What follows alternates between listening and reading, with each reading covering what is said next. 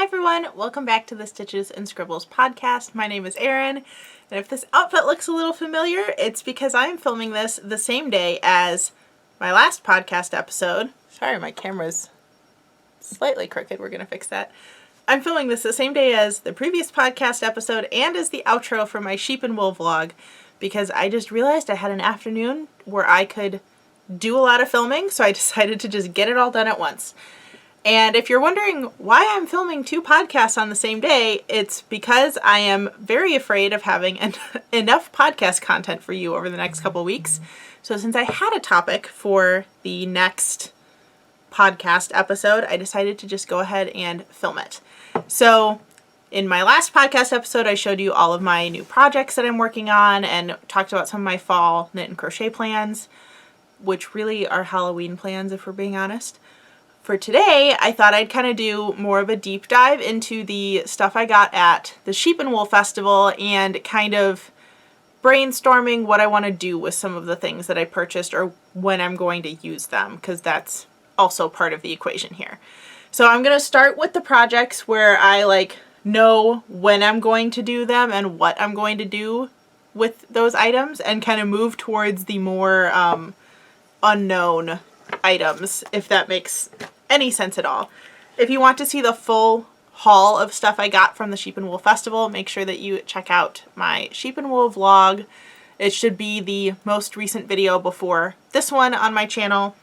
I went, at the time I'm filming this, I went yesterday, had tons of fun, did a reasonable amount of shopping. I was going to say lots of shopping, but really I did not go too overboard.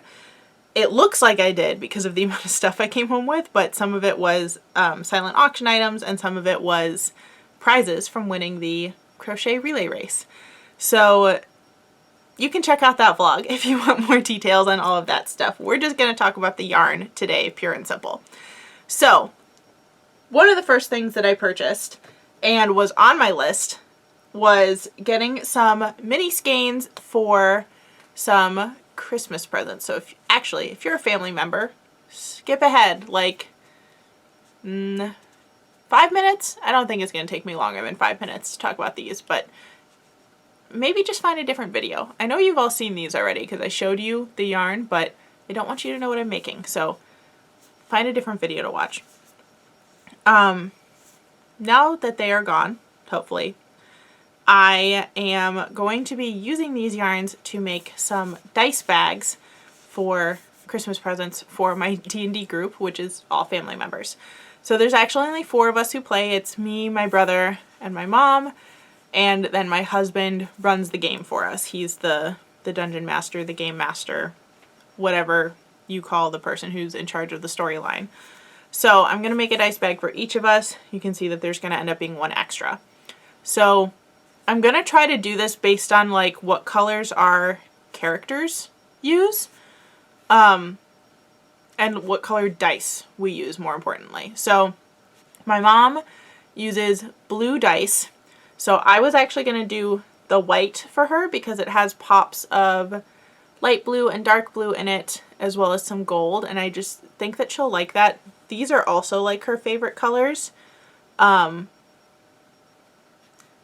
Maybe I should make her this one instead. I don't think her character specifically has anything to do with the color blue. This is more about matching her dice. That might be a thing where I make both of them and then decide which one I give to her. My brother uses green dice, so he obviously gets the green one. My husband typically uses red, but this is where it gets a little confusing. So my husband uses red dice. I use orange, and there's some specific things about my character that I need her stuff to be orange. Obviously there's no orange in this set of yarn. But both of these 2 remaining ones kind of at times have an orangey brown or a goldish color in them, which I figured was close enough. Since this one definitely has the red, I think this is the one I'm going to make for my husband, and this one is probably going to be mine. So one of the 2 blues will be the leftover skein. I forgot to say what this was. So this is from Bumblebee Acres Fiber Farm. Their tag does not say where they're from. Oh, yes it does. Northern Illinois. They're from Northern Illinois.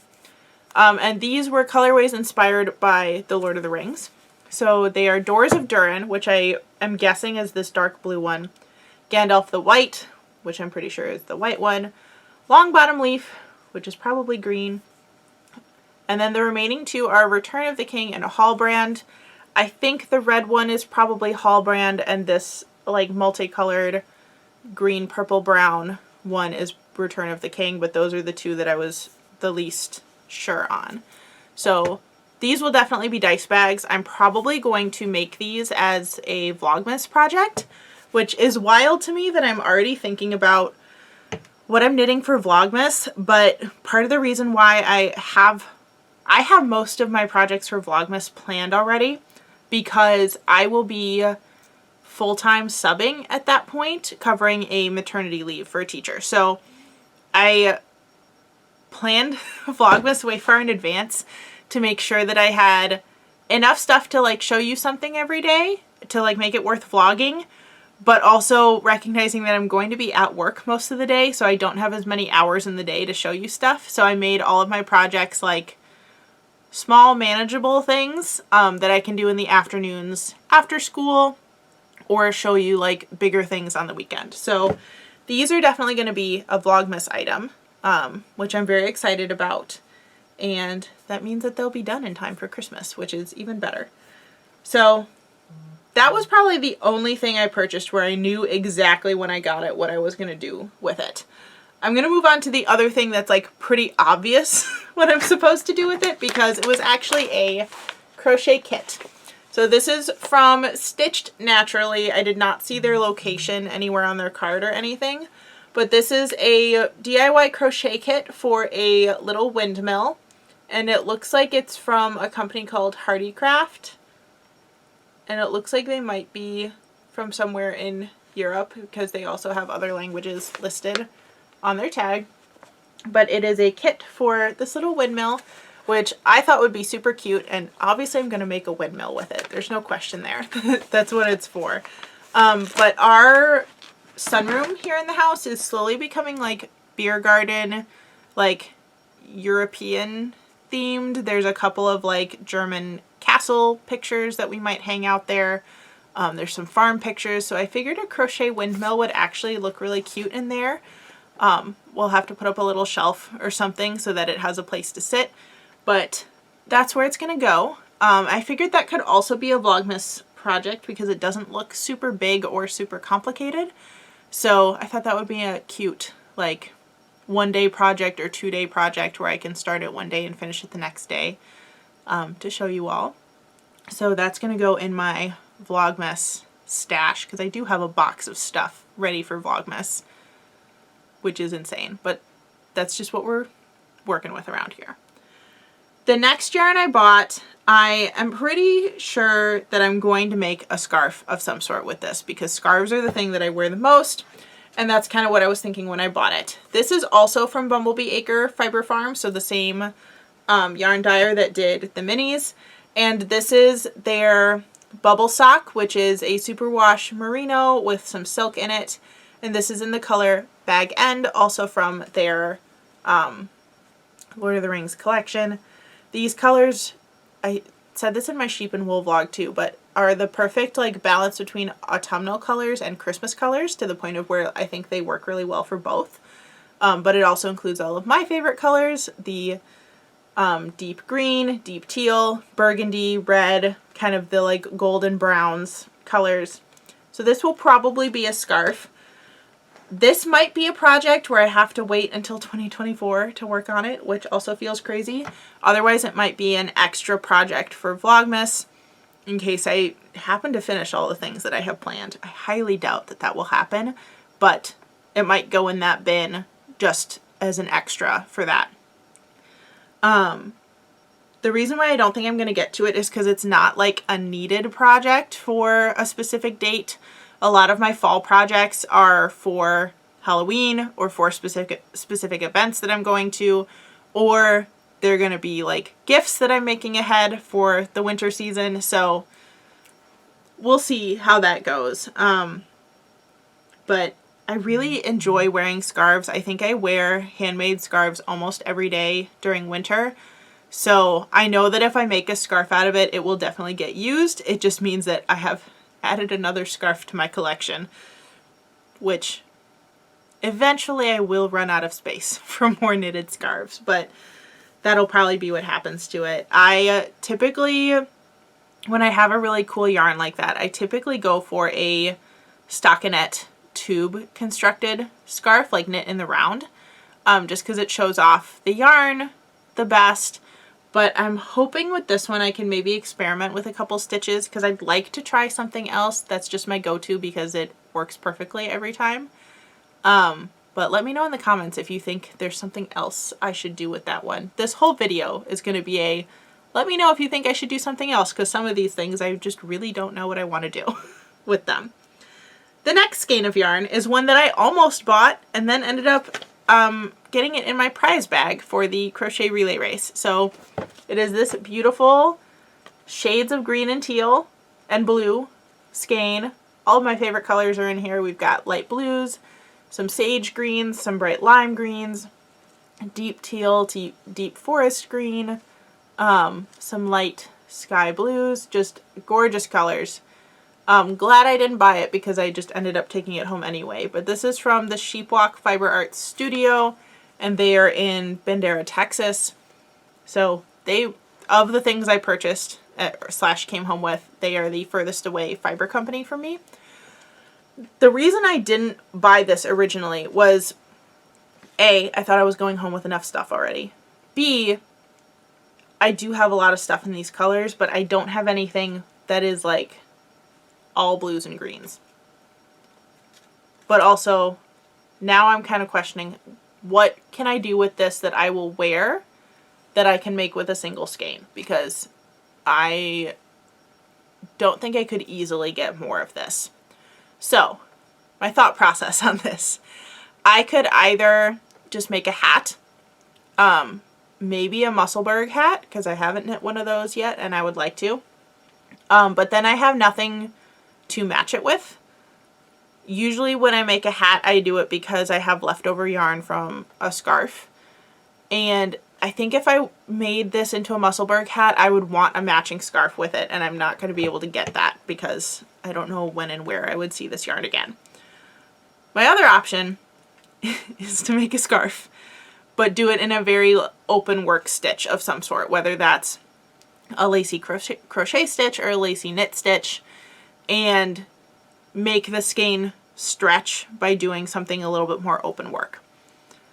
So, unknown at the moment which of those things I'm going to do, but I do know I love this yarn. It probably also will not be knit or crocheted into anything until sometime next year, but I'm very excited about it. I just realized that there's a note on the tag that says you can exchange this. I wonder if that was for actual purchases, not for donations, but unclear. I really like these colors, so I wouldn't exchange them anyway. So very, very happy with this one, and kind of exciting that one of the prizes was something that I had considered purchasing earlier. So that one, I'll just call it now, will probably also be a scarf. I really like scarves. That's okay. The next one is the one that I really have no idea what I'm going to make with it, because it was something that I totally wasn't expecting. So this is from the Complete Sheep Shop, which is in Belvidere, Illinois. And I don't know what the fiber content is. I'm assuming it's wool based off of the name of the shop and just what it looks like. But this is a very slubby wool yarn. It has like thin to thick pieces. And again, I only have one skein of it, and it looks like it probably doesn't have that much yardage because of the texture. So this is one that I really am unsure what I'm going to do with it. I feel like this is not something that I want to incorporate into a garment or a wearable. So my remaining options that I was thinking of for this. One, I could make some very cute little baskets or like bowls, essentially, for storing notions, using as a yarn bowl, stuff like that. Or I could pair it with some black yarn and maybe crochet or knit some little tiny sheep. This is a very sheepy looking yarn. So that would definitely be the more fun of those options. Do I need a bunch of tiny sheep? Probably not, but maybe if I can find a good sheep pattern, I will use this, because it also is the type of yarn where it's going to be tough to do amigurumi with it because there might be a lot of spacing between stitches. So this would definitely be a creative thinking exercise project. But again, let me know in the comments what you think I should do with this. I'll hold it up a little closer to the camera so you can see the texture better. It definitely goes thick to thin very frequently.